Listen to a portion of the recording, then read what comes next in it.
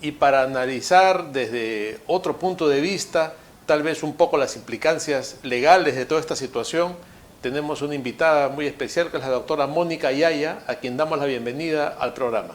Mónica, muy buenas noches. Muy buenas noches, estimado Luciano. Muchas gracias por invitarme. Estoy aquí para conversar con ustedes y con todos sus seguidores con mucho gusto. Una primera pregunta que yo creo que muchos se están haciendo ahora, ¿no?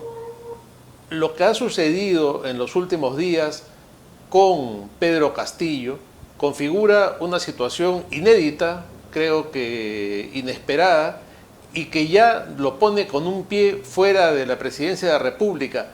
¿Piensas tú que la vacancia ya está terminada y es inevitable, o todavía tiene alguna forma de salvarse este señor?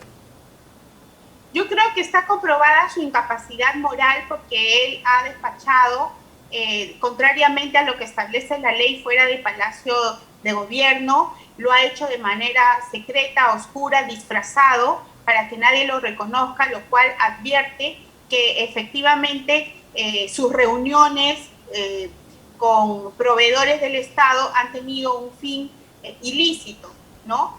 Creo que la incapacidad moral está demostrada, pero a mí me preocupa muchísimo cierta campaña desinformativa que estoy advirtiendo en algunos medios de comunicación, en los cuales, desde mi punto de vista, se está, digamos, girando los reflectores hacia solamente una de las partes responsables, ¿no? Que son los proveedores del Estado. Y, se está analizando que quiénes son sus accionistas, que si son los mismos accionistas de otra empresa, cuando aquí lo más importante es la acción del más alto funcionario público de la nación, que es el señor Pedro Castillo. Entonces, los reflectores deben continuar en él y seguir analizando y ocultando la función o la forma en que él ha actuado con estos proveedores del Estado.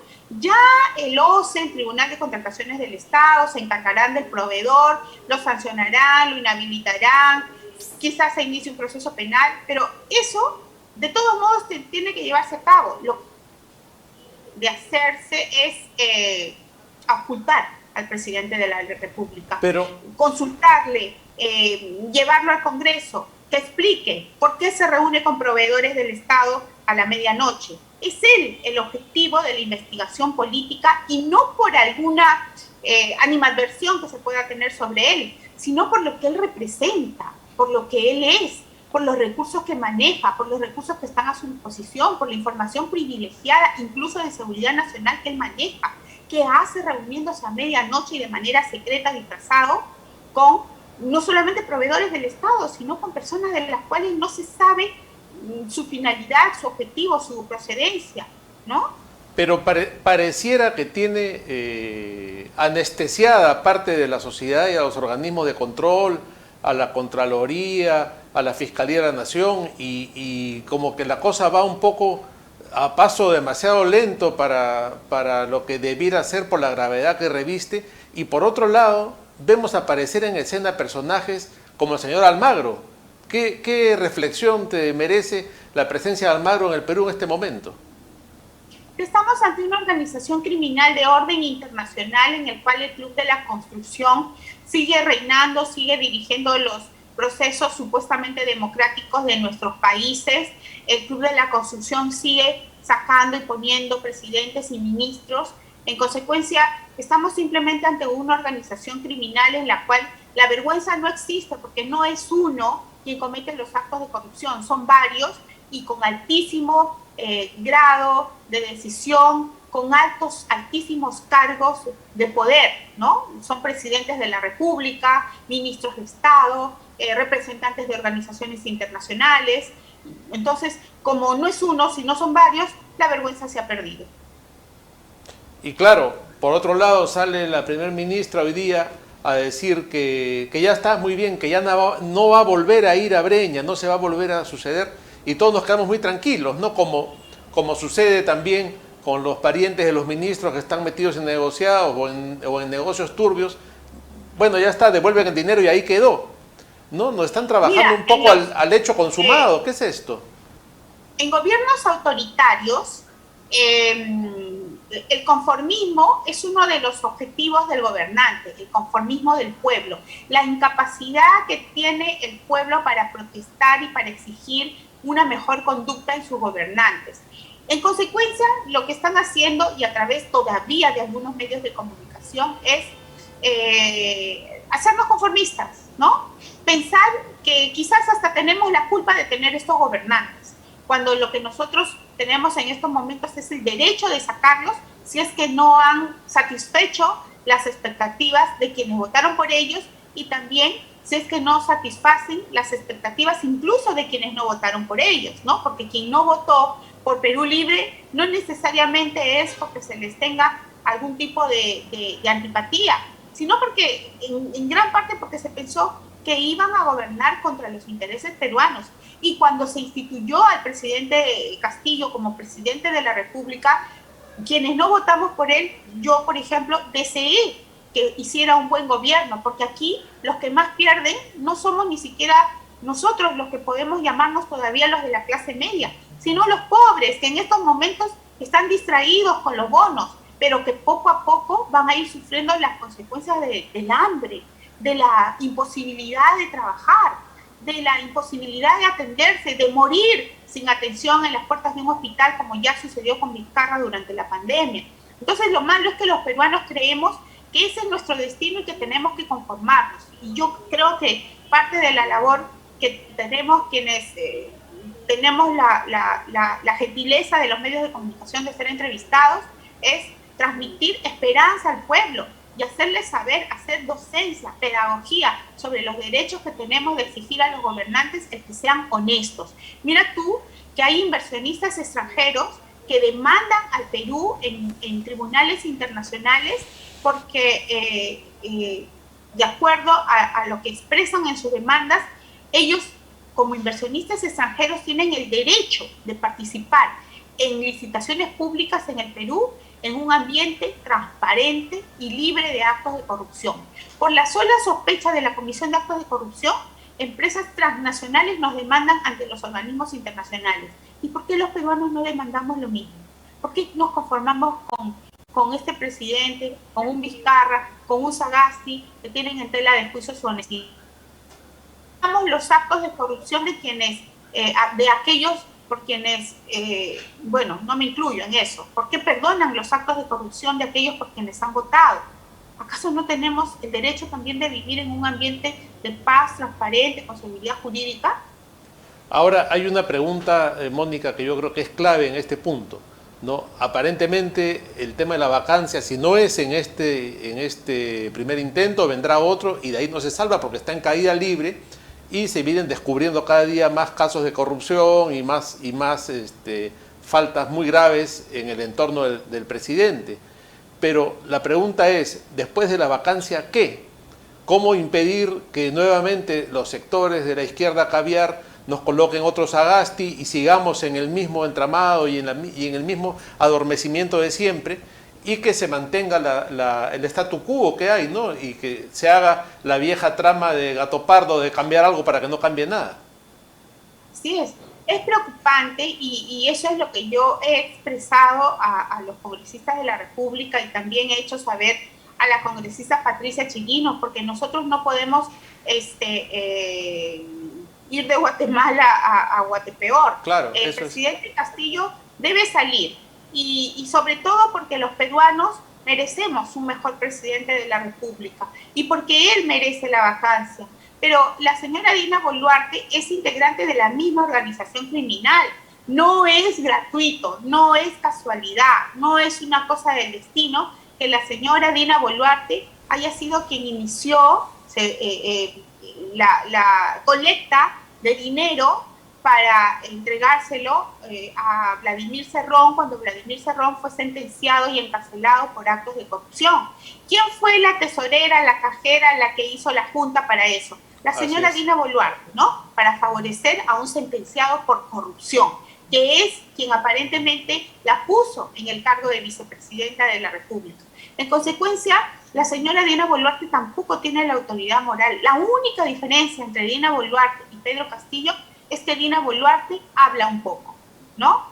El señor Castillo habla lo que le dicen, lo que le hacen leer, la señora Dina Boluarte habla un poquito mejor, pero son integrantes de la misma organización criminal. Por eso ella también mintió que no había recibido la remuneración de RENIEC cuando había pedido la licencia sin goce, que debía pedir la licencia sin goce de haber, cosa que no hizo mientras fue candidata a la vicepresidencia.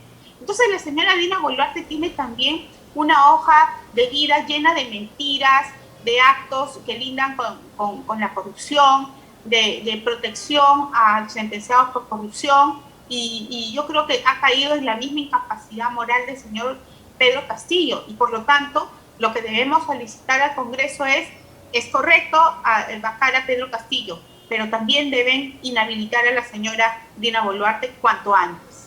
¿Y cuál es el procedimiento legal, parlamentario para llegar a ese punto? Porque no va a ser muy fácil. No va a ser muy fácil, pero deben iniciarlo con las investigaciones, por ejemplo, de cómo se están distribuyendo los bonos Yanapay, porque he recibido información de fuente confidencial que en las reuniones en las que se planifica cómo va a ser la distribución de los bonos Yanapay, participa la señora Verónica Mendoza. Y si la señora Verónica Mendoza no es funcionaria del MIDIS, no es funcionaria de ninguna institución estatal, ¿qué hace en estas reuniones de coordinación de la utilización de recursos públicos? Obviamente tiene que ver con intereses electorales de la señora Verónica Mendoza utilizando recursos del Estado. En consecuencia, tiene que ser investigada la responsable del uso de estos recursos de los bonos Yanapay, que es la señora Dina Boluarte. Claro, bueno, ese sería un camino a seguir, ¿no? Y luego de eso, la presidenta del Congreso asumiría la presidencia de la República y convoca elecciones.